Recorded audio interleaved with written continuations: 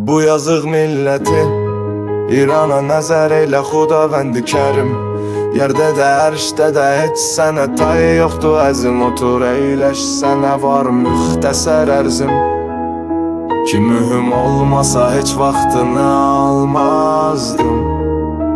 İnan, yox mərəz. Axı bu xalqı nədən zorla keçirdim belə bir incə deşikli sələdən. Utanıb tərləmədən bir də görümgən bacalı yox mudur səndə keçələr millətimiz sinsimədən. Nə bilim bəlkə də mırçıllıq üçün millətə verdim bu bəlanı. Baxıb heç kinmədən qəhqəh çəksin belə bir zatıcılıq xalqı görən pəncərədən. Necə də pəncərədən daş gəlir hərdən bəri. Bax gör necə məxluqu yarattın əzilib ruzi əzəldən. Bu yazıq milləti vurdun təpədən, alnına yazdın iki misra, biri vay növsə biri qəmli qəzəldən. Neçə illər ki sənin ruhuna, ruhullahına idi. Hər kəs belini keyf ilə hündür palana mindi. İslam adına millətin axmaqlığına baxdım mərdim küçədən mallaların qarnına.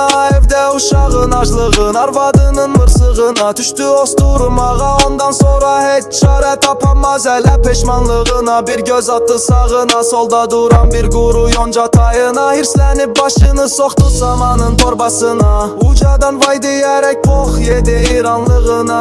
Hələ bitməz bu müsibət, ilişib taleyimiz güsəli sonsuz fəğana. Axırı göz yaşımız bəxtimizə yağda qızarmış soğana.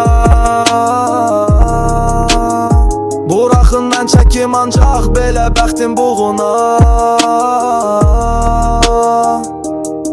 Sıra gəlmiş əliyə, ömrü uzun seydəliyə, nəsli tükənməz dəliyə. Oturub səltənətə, dörd əl ayaqla tutulub məmləkətin sərvətinə. Doldurur dərin cibin, yer olmasa palan üstə cütsəliyə. Qovalır eşəyini, sürür yazıq millətini uzun qaranlıq dərəyə.